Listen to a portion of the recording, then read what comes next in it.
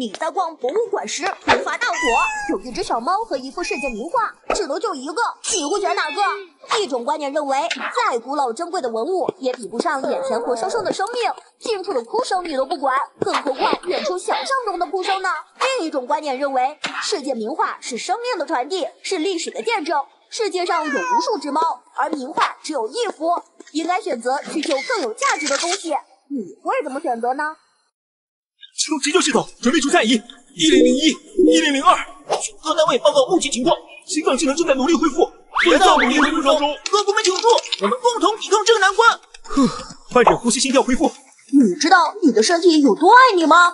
在你的一生中，心脏会任劳任怨，不间断跳动25亿次，就算受到最大的伤害，也能保持最微弱的跳动，维持最基础的生命体征。你在伤害自己身体时，比如长时间屏住呼吸、几天不睡觉、自己掐脖子等，这些做法都会诱发身体强大的保护本能，让你主动放弃这些行为。没有呼吸中，我为什么发烧了？因为感染了病毒，病毒在40度活不长，放心交给我就好了。可是我在40度也活不长啊！今天你和病毒必须打一个！你天天疯狂熬夜，自我伤害，吃垃圾食品，但依然能活蹦乱跳，是他们拼尽全力替你挡住了一切。哎呀，这人又是干啥的？赶紧修复一下！就是你，不按时吃饭，经常暴饮暴食，别人都维持996，我是24小时加班，你就不怕我罢工吗？每个器官都是必不可少的。如果摘除皮肤，你的生命只剩30秒；摘除气管，你会无法呼吸，生命只剩3分钟；摘除肝脏，相当于喝下一瓶慢性毒药，你的生命只剩2天。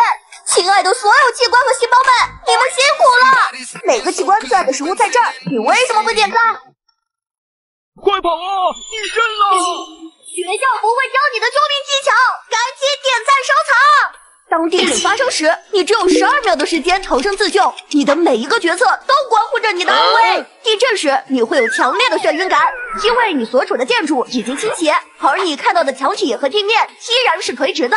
如果发生地震时你在学校，就是在1层，可以贴边沿着墙迅速逃到空旷的平地。逃生前先将椅子推回原位，有可能挽救后面同学的生命。但如果你在3层以上，一定要先躲避后撤离。课桌和墙角就是你的救命稻草。所有人冷静，听我指挥。而如果你在卧室，千万不要钻床底下，尽可能蜷缩身体，躲在墙角、桌下或离门口近的位置。避开室内悬挂物，顺手找到抱枕等物品保护头颈，躲进空间小、墙体稳固的卫生间墙角或靠近水源的位置更安全哦。不要使用电梯，更不要随便跳楼。在睡梦中遇到地震也有办法，两手迅速抓住枕头，扣住2个耳朵，从床的一侧快速滚下，脸朝下，两种形成一个3角空间，确保全身高度低于床的高度。万一真的被埋压，冷静向外发送求救信号，调节管道。各手机提前预警设置方法，赶紧点赞收藏。难道你还以为天空是蓝的，草地是绿的吗？你真的不是色盲吗？英国一位化学家在18世纪提出了一个细思极恐的假说，叫做色盲悖论。假设有一个人，他从小就分不清蓝绿2种颜色，他所看到的天空是绿色，草地是蓝色的，但大人们一直告诉他，天空是蓝色，草地是绿色。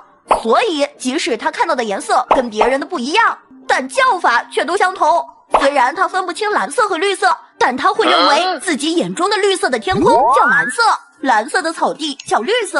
虽然看到的颜色跟别人有差异，但叫法和其他人都一样，所以他自己和其他人都不知道他和别人的不同。嘿嘿，如果是你，要如何能让他知道他与别人不同？你又如何能证明你不是色盲的这个人呢？怎么一上课就犯困了？听屋里活蹦乱跳的，一上课立马变身重度瞌睡症患者。老师讲的太难了，听不懂。昨天学的太晚了，没睡够。还有的老师自带催眠功能，声不变，容不动，班上80%的学生都能沦陷。你知道上课犯困其实是大脑在保护你吗？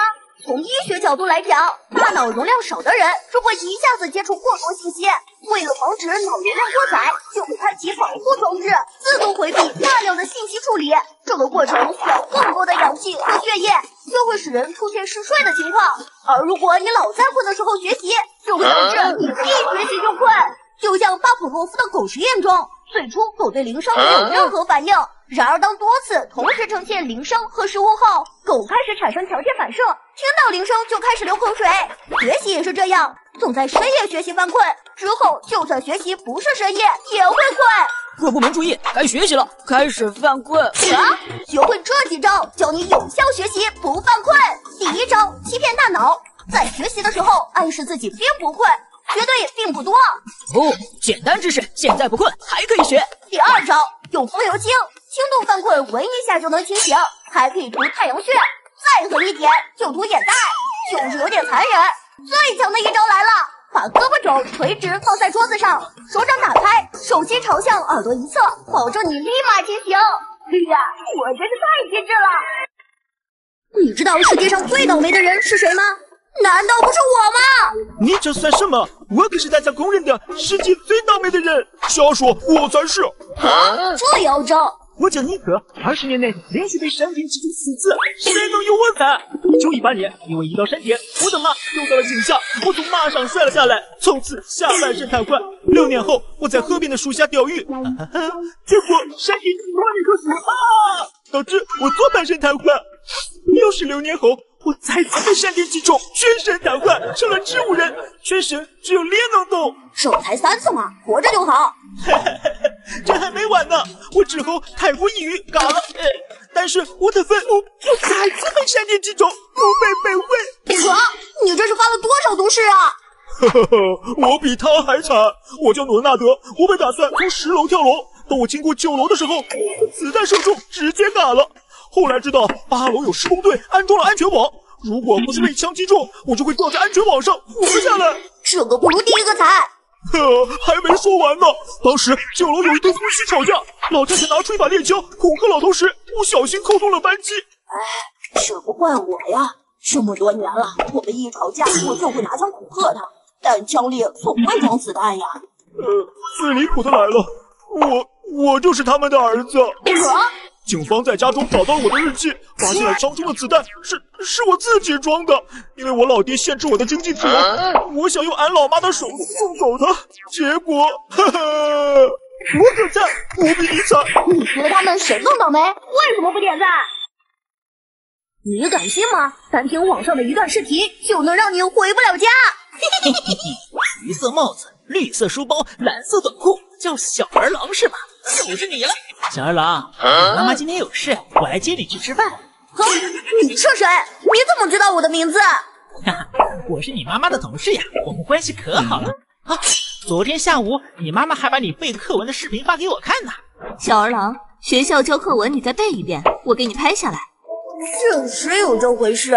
嘿嘿，走吧，我还知道你家就在这附近1公里的幸福小区呢。不对，他不是妈妈的同事。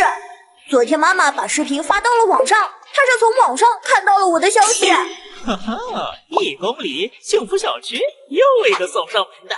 嘿嘿，怎么把咱家定位到这个小区了？还是把定位关了吧。我作业我拿了。没这么容易让你跑掉。